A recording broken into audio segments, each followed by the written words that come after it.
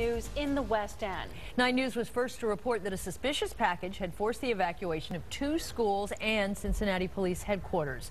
9 News reporter Bryce Onslinger has been covering this story since mid-afternoon.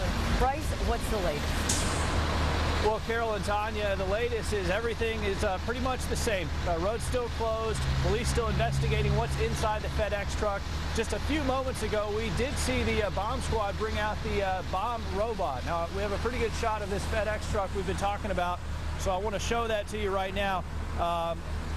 What happened was a FedEx driver was concerned about a package that was in his truck, and he notified District 1, and that's when they closed off the streets roughly around 2 o'clock this afternoon. And the streets have been closed since then. There have been several evacuations, including District 1, Taft High School, the Visual Arts High School across the street from there. About 900 students have been evacuated.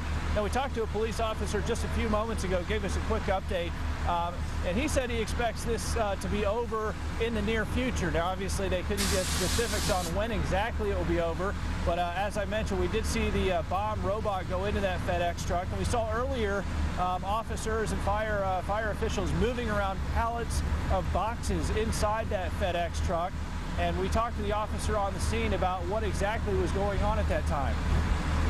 The activity you just saw with the truck being moved was that a pallet of boxes was very carefully taken off the truck. They're separating those boxes carefully, and they're going to search those individually using the bomb dog and the other techniques that they have.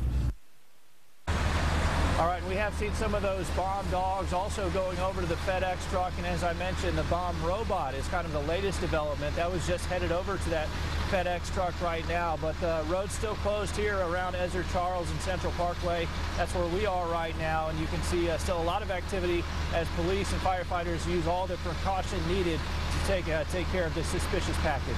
Bryce Onslinger, 9 News, live in the West End. All right, Bryce, thanks. And as you can imagine, it's been a tense afternoon for Cincinnati Police. Their headquarters evacuated while trying to make sure the entire area is safe. 9 News reporter Larry Smith has been on the scene. He's been talking with police since the story broke. Larry, what's the latest from your end?